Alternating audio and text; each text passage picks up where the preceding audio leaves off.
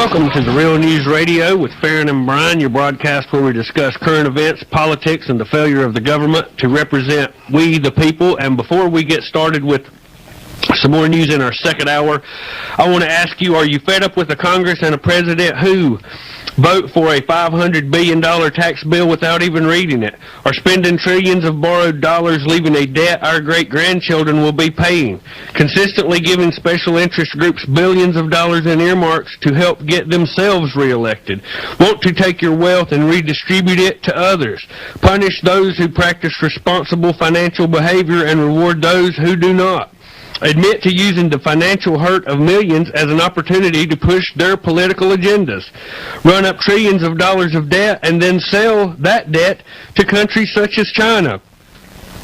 Wants the government-controlled health care.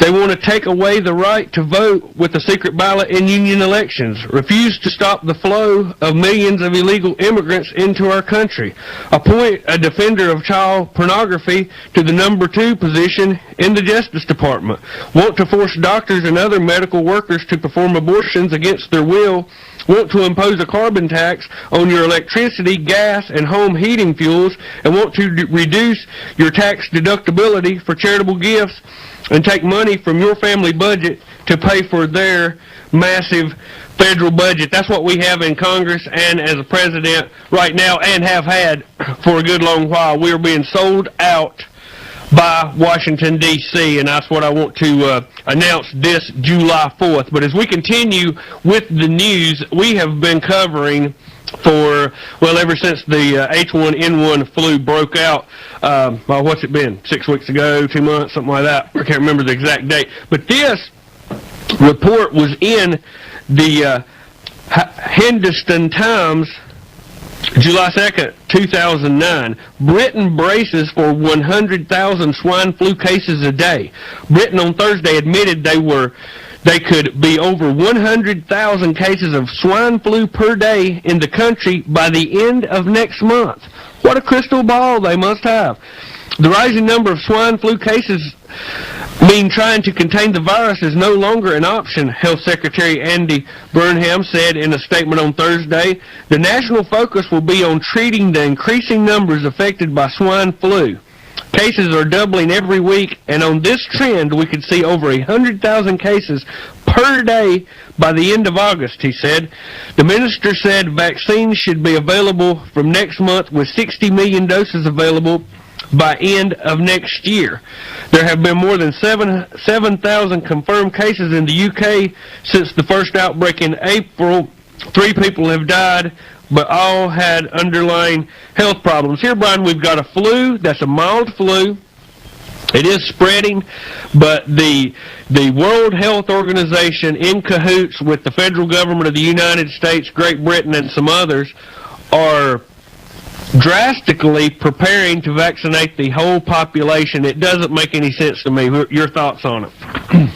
No, it doesn't make any sense at all. And like we reported last week, Jane Burgermeister has recently filed criminal charges, along with the FBI, against the World Health Organization, United Nations, and several high-ranking government corporate officials.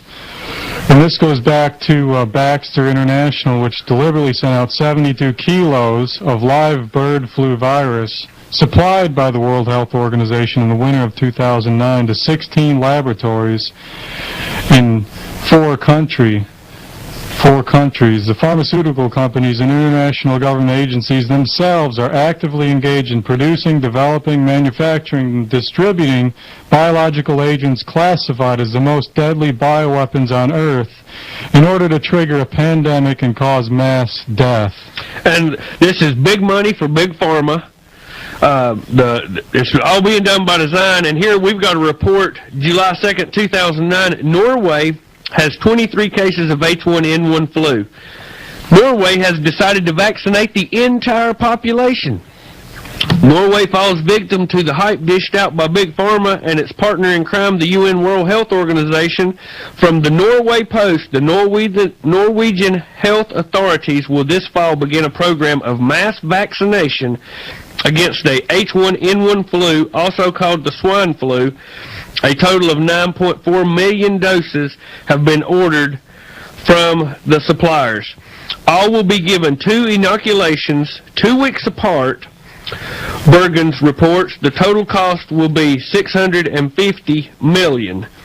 So far, only 23 cases of the flu have been diagnosed in Norway. It makes absolutely no common sense at all.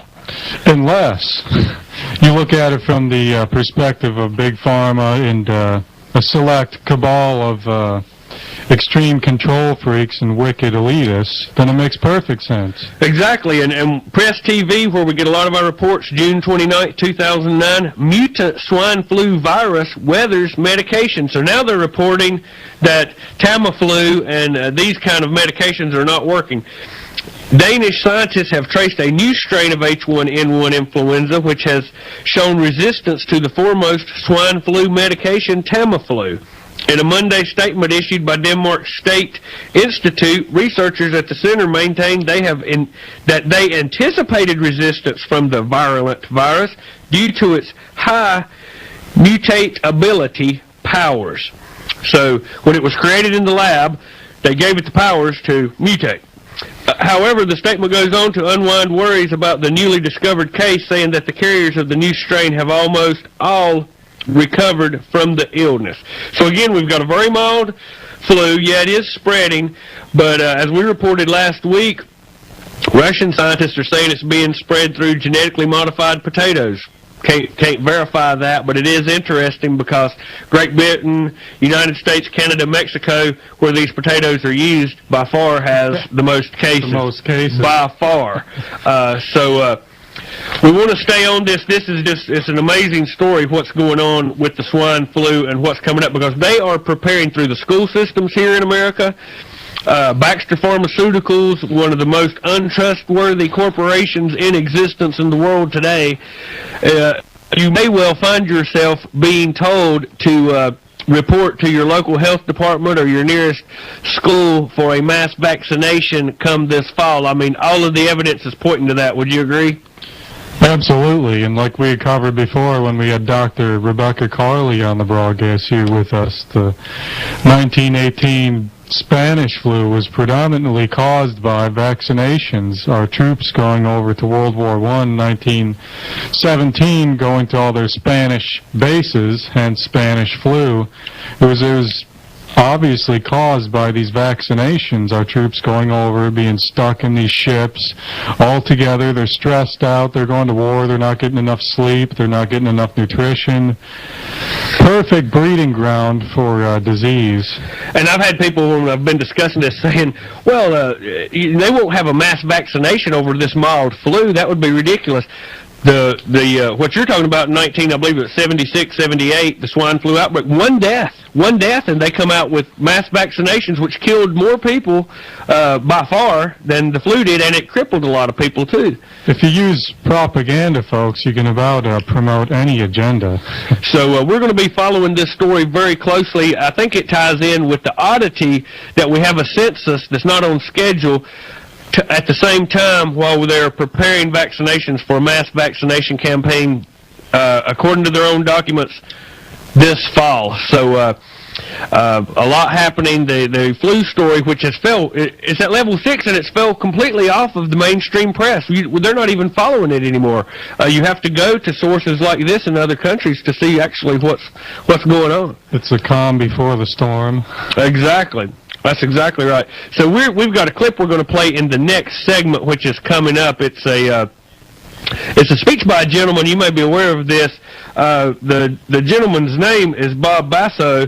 He dressed up as Thomas Paine. He's given the speech as Thomas Paine, living in today's times. But President Obama went so far as to call him to the White House to discuss with him this YouTube video, which is almost approaching 5 million views now. I think when I put it on the website, it was 4,700,000. I had seen it some time ago, and this was sent to me by a listener, Terry. I want to thank you for that. It's on our website, therealnewsradio.com. We're going to play it next segment. I think it's very interesting.